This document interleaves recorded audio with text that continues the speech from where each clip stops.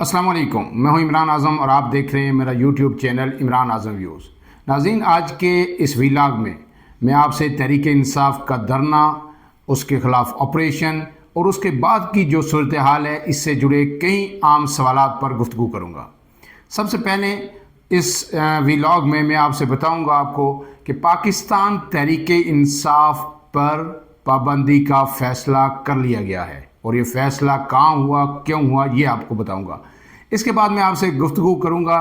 कि पीटीआई के ख़िलाफ़ गुज़श्ता रात जो ऑपरेशन हुआ इस्लामाबाद के ब्लू एरिया में या जिन्ना एवेन्यू पे या डी चौक में, उसका फ़ैसला कब किया गया और कहाँ किया गया। और उसके बाद आपसे बात होगी कि तहरीक इंसाफ ने संगजानी में जो उनको एक पेशकश की गई थी हुकूमत की जानिब से कि यहाँ पे आप धरना दें, यहाँ पे बैठ जाएं, अपना एहतजाज यहाँ पे रिकॉर्ड कराएं, उस पर इमरान खान का मौक़िफ़ क्या था और उस फैसले पे अमल दरामद क्यों नहीं हो सका। इसके बाद मैं आपसे बात करूँगा कि क्या पीटीआई अब इस्लामाबाद का दोबारा रुख करेगी या ये चैप्टर कम से कम 1 साल के लिए बंद हो गया। और उसके बाद आपको ये भी बताऊँगा कि हर बार खैबर पख्तूनख्वा से ही क्यों लोग निकल रहे हैं, पंजाब कहाँ है और पीटीआई की तमाम लीडरशिप कहाँ थी, कंटेनर पे क्यों हमें सिर्फ 2 लोग नज़र आए। और उसके बाद आपको ये भी बताऊंगा कि इमरान खान के जो 9 मई के मुकदमात लाहौर में ज़ेर समात थे,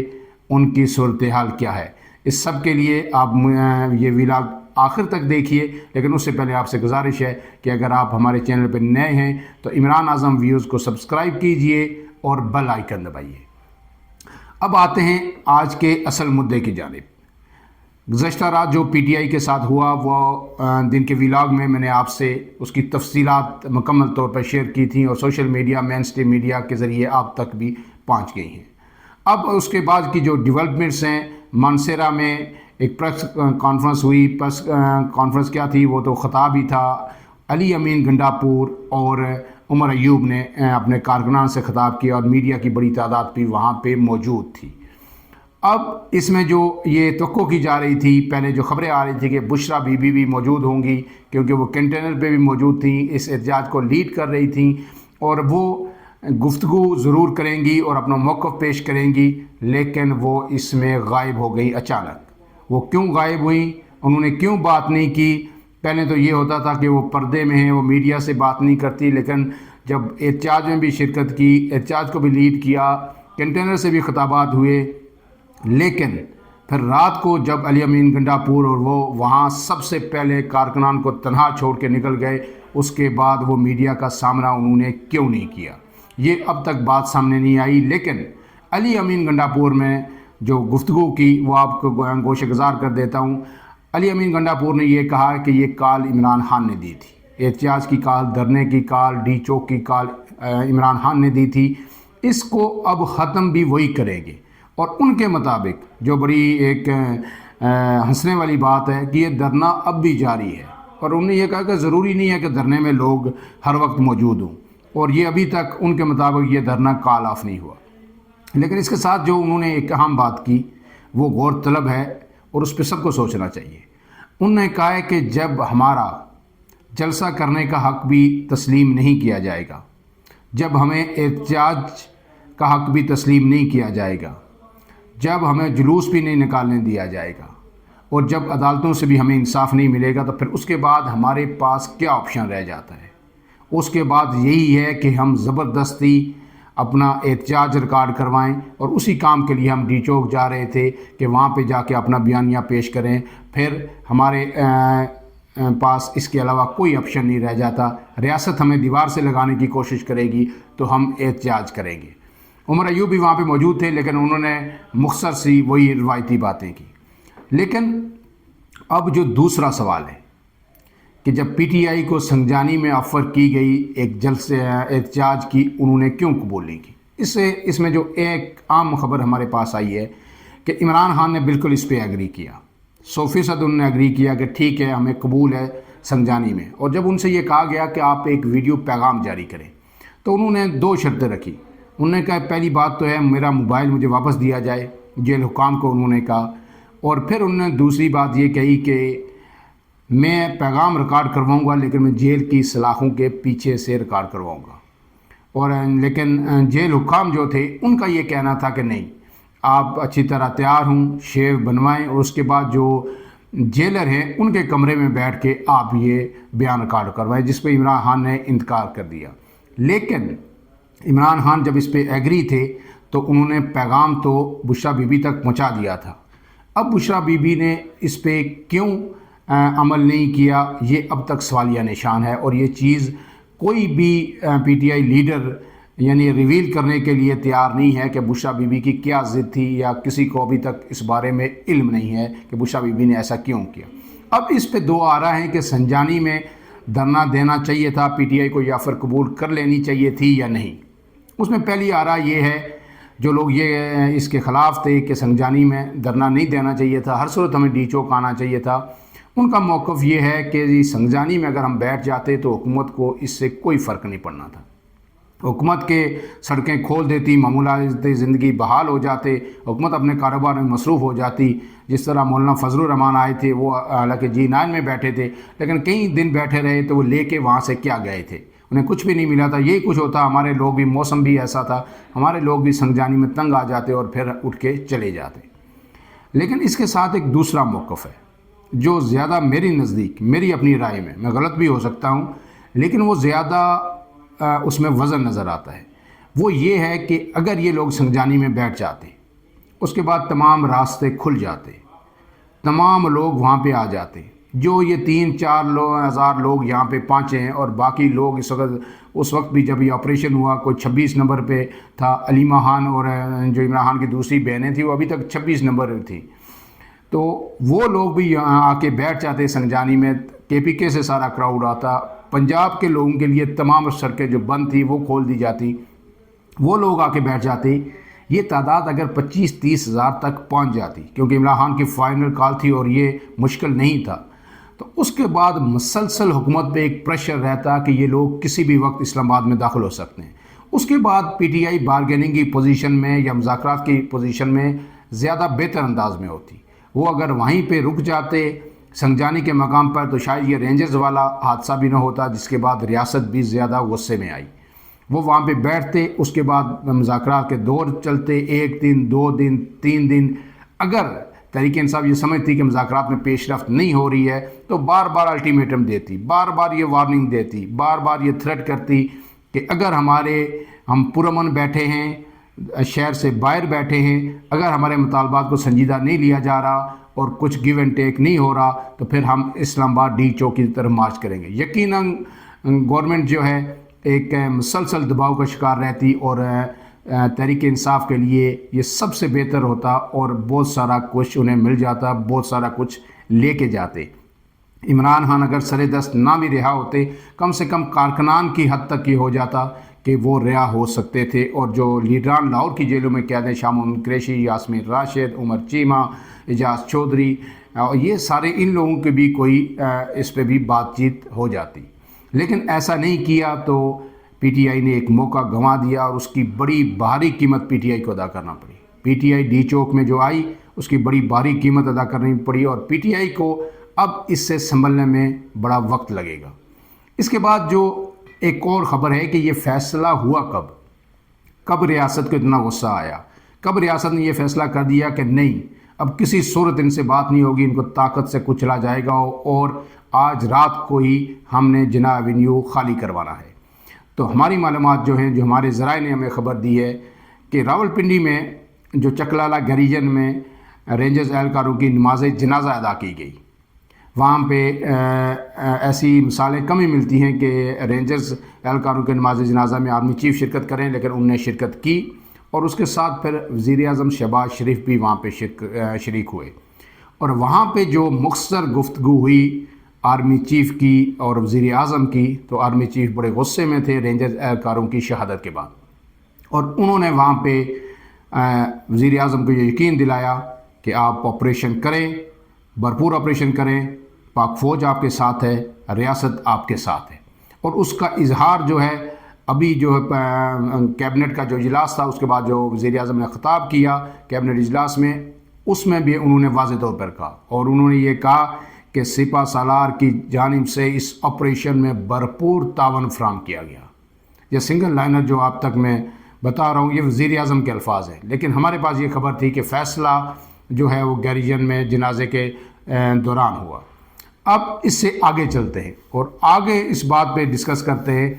کہ پنجاب کے لوگ کیوں نہیں نکلے۔ میں پہلے بھی آپ سے کہہ رہا تھا، بار بار یہ کہہ رہا تھا کہ پنجاب میں جو حماد اظہر ہیں، جو پی ٹی آئی پنجاب کے صدر ہیں، وہ روپوش ہیں، وہ چھپے ہوئے ہیں، اور جب آپ چھپے ہوئے ہوں، پنجاب میں دوسری نون لیگ کی حکومت ہو اور پھر آپ ٹویٹ کریں یا میسیجز کر کے لوگوں کو کہیں کہ باہر نکلیں، تو لوگ نہیں نکلیں گے۔ لوگوں کو ایسے احتجاج کے لیے، ایسی کال کے لیے ایک ایک جگہ جا کے، ایک ایک گھر میں جا کے کارنر میٹنگز کر کے سیاسی جماعتیں موبلائز کرتی ہیں اپنے کارکنوں کو، اور پھر وہ نکلنے پہ آمادہ ہوتے ہیں۔ اور اس کے بعد جو لاہور کے صدر تھے امتیاز شیخ، وہ بھی بالکل چھپے رہے، سہمے رہے، اور کسی کو نہیں کہا گیا کہ آپ نکلیں۔ پھر تیسری وجہ جو کے پی کے والے لوگ ناراض ہیں کہ ہر دفعہ ہم ہی کیوں، ایک دفعہ، دوسری دفعہ، تیسری دفعہ پنجاب سے کیوں نہیں نکلتا۔ تو کے پی کے صورتحال تھوڑی سی مختلف ہے۔ کے پی کے میں ان کی حکومت ہے، وہاں راستے بند نہیں ہوتے، کے پی کے سے لے کے اٹک تک انہیں کسی رکاوٹ کا سامنا نہیں کرنا پڑتا۔ جبکہ پنجاب میں جب بھی ایسی احتجاج کی کال دی جاتی ہے پی ٹی آئی کی جانب سے، تو پورے لاہور کی سڑکیں بھی بند ہو جاتی ہیں، ہر جگہ کنٹینر لگ جاتے ہیں، اور ان جلوسوں کو یا پی ٹی آئی ورکرز کو آزادانہ وہاں سے نکلنے کا ماحول میسر نہیں آتا۔ تو یہ ایک بڑی وجہ ہے، لیکن یہ صرف ایک وجہ ہے۔ جب نکلنے کی آپ کی اگر نیت ہو، آپ قیادت سامنے میدان میں ہو، تو پھر اگر یاسمین راشد ہوتی تو شاید وہ گرفتار بھی ہو جاتی، لیکن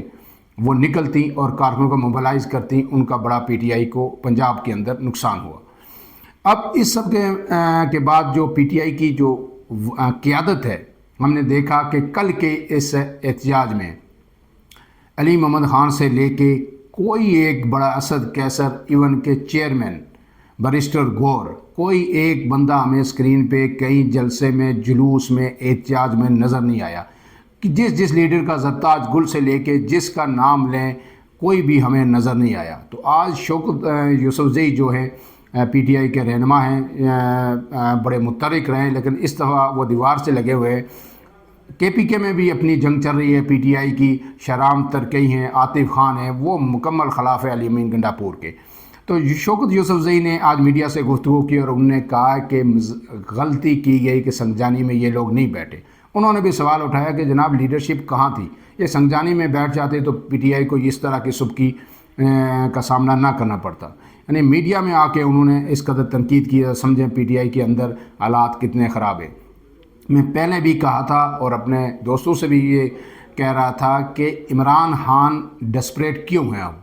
میری رائے کے مطابق 1.5 سال انہوں نے بڑے آرام سے جیل نکالی، اب وہ کوئی جیل سے پریشان نہیں ہے۔ عمران خان کو یہ سمجھ آ گئی ہے کہ پی ٹی آئی جو اب تک متحد تھی، یہی ان کی طاقت تھی، لیکن اب جو ہے پارٹی کے اندر بہت سی لوگ سر اٹھا رہے ہیں، دھڑے بندیاں ہو رہی ہیں، گروپس بن رہے ہیں۔ کے پی کے میں 3 سے 4 گروپس بن چکے ہیں۔ پھر مرکز کی سطح پر وکلا اور جو سیاسی رہنما ہیں ان کی آپس میں چپکلش جاری ہے۔ پھر جو ان کی اہلیہ ہیں بشرا بی بی اور ان کی بہنیں، ان کی ایک جو ہے نا لڑائی آپس میں جاری ہے۔ تو عمران خان جو ہی باہر آئیں گے یہ سب چیزیں کنٹرول ہو جائیں گی، اس لیے عمران خان کا پارٹی کی بقا کے لیے باہر آنا ضروری ہے۔ کارکنان کہیں نہیں جائیں گے،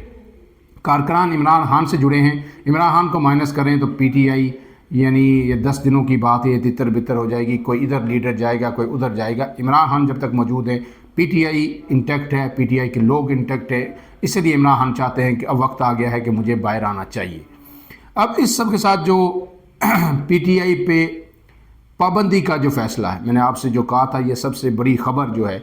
پی ٹی آئی پہ پابندی کا فیصلہ کر لیا گیا ہے، اور اگر یہ اس پہ عمل کس حد تک ہو پاتا ہے یہ تو وقت بتائے گا۔ لیکن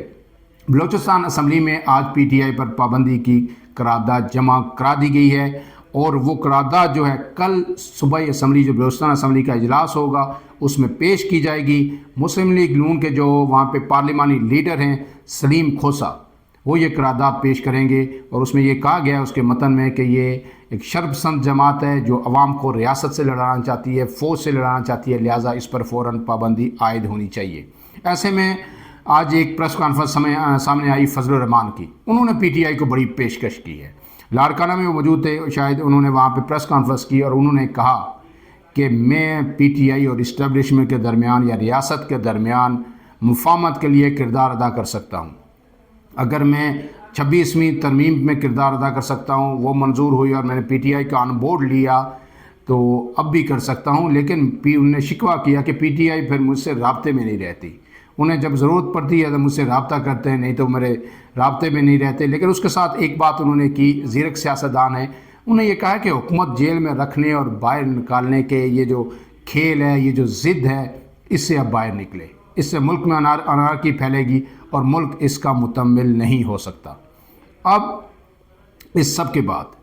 جو صورتحال ہے، اس میں پی ٹی آئی غور کر رہی ہے کہ مستقبل کا لائحہ عمل کیا ہوگا۔ انہیں بڑا نقصان ہوا ہے، بڑا ڈنڈ پڑا ہے اور پی ٹی آئی کے کارکنان انتہائی مایوس ہیں، خاص کر کے پی کے کارکنان انتہائی مایوس ہیں۔ اب پی ٹی آئی کی قیادت ایک مرتبہ پھر سر جوڑ کر بیٹھے گی،